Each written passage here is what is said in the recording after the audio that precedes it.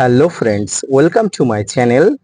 দেশ এবং দেশের বাইরে থেকে যারা আজকে আমার ভিডিওটি কন্টিনিউ করেছেন প্রত্যেককে gardener TRIPS with Kamal YouTube চ্যানেলে স্বাগতম। তো ফ্রেন্ডস, আজকে আমি এমন একটি বিষয় নিয়ে আলোচনা করব যেটি অত্যন্ত গুরুত্বপূর্ণ এবং অত্যন্ত তাৎপর্যপূর্ণ নতুন ছাদ বাগানি থেকে পুরনো সকল ছাদ বাগানীদের জন্য। তো ফ্রেন্ডস, আজকের এই ভিডিওটি দেখলে আপনি যেমন উপকৃত হবেন, পাশাপাশি আপনার অভিজ্ঞতা আরো উপরের স্তরে চলে যাবে, যেখান থেকে আপনি পরবর্তীতে আর কোনো ভুল করবেন না। তো কি সেই ভিডিও, কিভাবে আমি আপনাদের সঙ্গে সেই ভিডিও সম্পর্কে আলোচনা করি, ধৈর্য সহকারে মনোযোগ নিয়ে দেখতে থাকুন। তো ফ্রেন্ডস, ভিডিওটি কয়েক মুহূর্ত দেখে আপনারা বুঝতে পারছেন যে ছাদ বাগানে গাছদের জন্য তৈরি জৈব সার, অর্থাৎ আমরা যে মিশ্র খাবার ছাদ বাগানে গাছদের দিয়ে থাকি, সেই মিশ্র খাবারের পসরা নিয়ে আপনাদের সামনে হাজির হয়েছি। এবার আপনাদের প্রশ্ন থাকতে পারে যে মিশ্র খাবারের পসরা আমি এভাবে কেন সাজিয়েছি। ফ্রেন্ডস, এটি বলার আগে আমি আপনাদের আগে বলে রাখি, এই মিশ্র খাবার গাছের জন্য কিন্তু উৎকৃষ্ট ধরনের একটি খাবার। এই খাবারটি যদি আপনি নিয়মিত এবং পর্যাপ্ত পরিমাণ ছাদ বাগানের গাছদের ব্যবহার করেন, আপনার ছাদ বাগানে আর কোনো রাসায়নিক সারের প্রয়োজনীয়তা তো থাকবে না। পাশাপাশি গাছের গ্রোথ, গাছের বৃদ্ধি, গাছের শারীরবৃত্তীয় কার্যকলাপ সঠিক সময়ে সঠিকভাবে হতে থাকবে। তো এবার আসি, এই খাবারগুলো কেন আমি আপনাদের সঙ্গে সাজিয়ে রেখেছি। তো ফ্রেন্ডস দেখুন, ছাদ বাগানে আমরা যখন এই যে মিশ্র খাবারগুলো গাছদের সার্ভ করি, অর্থাৎ গাছের গোড়াতে দিই, তখন আমরা কি করি, সঙ্গে সঙ্গে খাবারগুলো মিশ্রিত করে খাবারগুলো দিই। কিন্তু নিয়ম কি তাই? এটা কি আদৌ ঠিক? এটি দেওয়ার ফলে আমাদের গাছের কি ভালো হচ্ছে না ক্ষতি হচ্ছে, এটা কিন্তু আমরা খোঁজ রাখি না। তো আজকে মূলত আমি সেই বিষয়টা নিয়ে আলোচনা করব যে সঙ্গে সঙ্গে গাছের খাবার দিলে গাছের কি ক্ষতি হতে পারে, গাছের কোনো প্রতিক্রিয়া হতে পারে, আদৌ কি গাছের কোনো খাবার এই খাবার দেওয়ার ফলে তখন কি কোনো লাভ হয়, এই সব নিয়ে আজকে আলোচনা হচ্ছে। তো ফ্রেন্ডস, আমি প্রথমেই বলি, এই যে খাবারগুলো আপনারা দেখতে পাচ্ছেন, এটি হলো একটি কম্পোস্ট সার, যেটি পাতা পচা সার।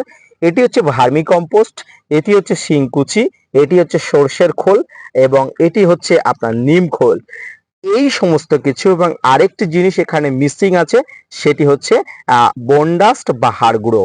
এই মুহূর্তে আমার কাছে না থাকায় আমি এই ছাড়ের সঙ্গে ওই হাড় গুঁড়োটি মিশ্রিত করে দেখাতে পাচ্ছি না।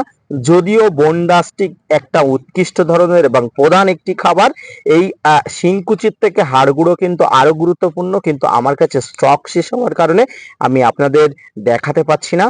তবুও আপনাদের আমি বলছি, ধরুন এখানে হাড় গুঁড়ো আমি রেখেছি নির্দিষ্ট পরিমাণ। ধরুন আপনার ছাদ বাগানে প্রচুর পরিমাণ গাছ আছে, আপনি যত পরিমাণ মিশ্র খাবার তৈরি করবেন, সেই সম পরিমাণ খাবারগুলো একটা নির্দিষ্ট পাত্রে এভাবে পরিমাণ অনুযায়ী নিয়ে নেবেন। এবার প্রশ্ন আসতে পারে, এভাবে কেন নেব? ফ্রেন্ডস দেখুন, এই প্রত্যেকটি জিনিসে লাইক দিস, সরিষার খোল, এই যে আপনার এই যে শিনকুচি, ভার্মি কম্পোস্ট, পাতা পচা সার, নিম খোল, বা এই যে আপনারা দেখতে পাচ্ছেন সাব ফাঙ্গিসাইড, প্রত্যেকের আলাদা আলাদা কার্যকারী গুণ আছে। এই প্রত্যেকটি জিনিস গাছের গোড়াতে সঙ্গে সঙ্গে দিলে গাছের মধ্যে মাটিতে এক উত্তপ্ত পরিবেশ সৃষ্টি হয়, বা মাটিকে গরম করে দেওয়ার একটা পরিস্থিতি সৃষ্টি হয়। এই খাবারগুলো একসঙ্গে মিশ্রিত করে কিন্তু গাছের জন্য মিশ্র সার তৈরি হয়, এটা আমরা সবাই জানি। কিন্তু আমরা যদি এই মিশ্র খাবারগুলো আগে থেকে বানিয়ে রাখি, অর্থাৎ মাটিতে গিয়ে ডিকম্পোস্ট হতে যতটা না সময় লাগবে, সেই ডিকম্পোস্টের জন্য উৎকৃষ্ট পরিবেশ তৈরি যদি আমরা আগে থেকে করে রাখি, তাহলে কিন্তু খুব ভালো কাজ হয়, যেটি গাছের মাটির সঙ্গে খুব তাড়াতাড়ি গাছ অ্যাবজর্ব করে নিতে পারে, এখান থেকে প্রচুর খাবার নিয়ে নিতে পারে। তো কিভাবে আমি করব? তো ফ্রেন্ডস দেখুন, এই যে আমি উপাদানগুলো নিয়েছি লাইক দিস, আমি আপনাদের সঙ্গে আগে এর সঙ্গে বলে দিয়েছি কি কি আছে।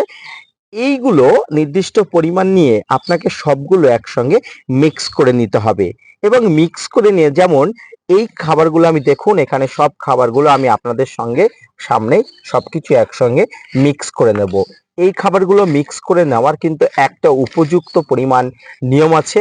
সব খাবারগুলো একসঙ্গে মিক্স করে নেওয়ার পরে আপনাকে খুব ভালো করে নাড়িয়ে চাড়িয়ে এই খাবারগুলো একসঙ্গে মিশিয়ে নিতে হবে। কারণ এই খাবারগুলোর মধ্যে যা পুষ্টিগুণ আছে সবগুলো একসঙ্গে ভালোভাবে মিশে গেলে কিন্তু আপনার এই যে মিশ্র খাবার তৈরি করতে অনেক ধরনের সুবিধা হবে। এই প্রত্যেকটি খাবারের মধ্যে যা পুষ্টিগুণ আছে প্রত্যেকটি পুষ্টিগুণ কিন্তু সমপরিমাণ মাটিতে মিশে থাকলে পরবর্তীতে আপনি যখন গাছের গোড়াতে সার প্রয়োগ করবেন তখন কিন্তু সবগুলো থেকে গাছ এই খাবার খুব ভালোভাবে নিতে পারবে। এবং এই যে খাবারগুলো আপনারা দিলেন এই খাবারগুলোর মধ্যে যাতে কোনো ফাঙ্গাসের উৎপাত না ঘটে, ফাঙ্গাসের আক্রমণ না ঘটে, সেই জন্য আপনাকে একটু ফাঙ্গিসাইড দিতে হবে। সেটি আপনার কাছে থাকা যে কোনো ধরনের অর্গানিক ফাঙ্গিসাইড দিতে পারেন, বা আমি আপনাদের ব্যক্তিগতভাবে বলবো যে এর মধ্যে সাব জাতীয় ফাঙ্গিসাইড আপনারা দিতে পারেন। তো দেখুন আমি খুব সুন্দরভাবে এই খাবারগুলো মিশ্রিত করে নিয়েছি। এবার কি আমার কাজ শেষ? না, একদমই নয়। এবার আমার কাজ শুরু হলো। প্রাথমিক পর্যায়ে আমি এই ফাঙ্গিসাইড এই মিশ্র খাবারগুলো একসঙ্গে মিশিয়ে নিয়েছি। এবার যেটি করতে হবে সেটি হচ্ছে এই যে মিশ্রণের মধ্যে আপনাকে যেটি করতে হবে সেটি হচ্ছে এই মিশ্রণের মধ্যে জল স্প্রে করতে হবে। দেখুন আমি এই মিশ্রণের মধ্যে জল স্প্রে করছি, আপনারা ভালো করে দেখুন। কেন জল স্প্রে করছি আমি আগেই বলেছি, এই খাবারগুলো কিন্তু ডিকম্পোস্ট করতে হবে। এই ডিকম্পোস্টের জন্য কিন্তু জলটা দরকার। কতটা পরিমাণ জল দেবেন? এই জল এমন পরিমাণ দেবেন যাতে প্রত্যেকটি জিনিস যাতে ভিজে যায়, বা এই সবার সঙ্গে সবার মিশ্রণের অবস্থা হয়ে যায়। কতদিন পর্যন্ত দেবেন? দেখুন এই সারটি আপনি দীর্ঘদিন স্টোর করে রাখতে পারবেন এবং এই স্টোর করতে আপনার কোনো ধরনের কোনো অসুবিধা হবে না। তবে এই সারটি যদি আপনি আগে থেকে তৈরি করে থাকেন তাহলে গাছদের জন্য অত্যন্ত উপকৃষ্ট পরিমাণ হয়ে যাবে। ধরুন আপনি এই সারটি প্রত্যেক দিন আলাদা আলাদা ভাবে দিলেন, বা আপনার নির্দিষ্ট সময় আলাদা আলাদা ভাবে দিলেন। আপনি নিম খোল, সর্ষের খোল, বাদাম খোল যা যা আছে সবকিছু দিলেন। প্রত্যেকটা জিনিসের মধ্যে আলাদা উত্তাপ আছে, মাটি গরম করে দেয়, গাছের ক্ষতি করতে পারে, শিকড় কিন্তু ক্ষতিগ্রস্ত হয়। কিন্তু এই খাবারগুলো যদি একসঙ্গে আপনি ডিকম্পোস্ট অবস্থায় রেখে দেন তাহলে কিন্তু আপনি যখন গাছের খাবার দেবেন এই খাবারগুলো কিন্তু মাটির সঙ্গে খুব সহজেই ডিকম্পোস্ট হয়ে যায়, এবং এই ডিকম্পোস্ট সারগুলো কিন্তু খুব দ্রুত কিন্তু গাছ মাটি থেকে নিয়ে নিতে পারে। তো আপনারা যারা নতুন ছাদ বাগানি তারা অবশ্যই জানেন না যে এইভাবে ডিকম্পোস্ট করতে হয়। ডিকম্পোস্টের নিয়ম হচ্ছে এই ধরনের, আপনারা কোনো রকম ডিকম্পোজার ব্যবহার করবেন না। এই পদ্ধতিতে আপনারা এই খাবারগুলোকে একসঙ্গে রাখবেন।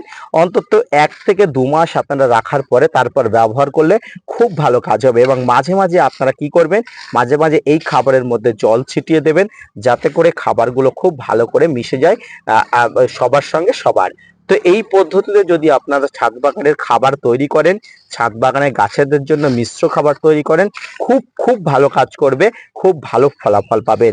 তো ফ্রেন্ডস আজকের এই ভিডিওটি কেমন লাগলো অবশ্যই লাইক, কমেন্ট, শেয়ার এবং সাবস্ক্রাইব করে জানাবেন।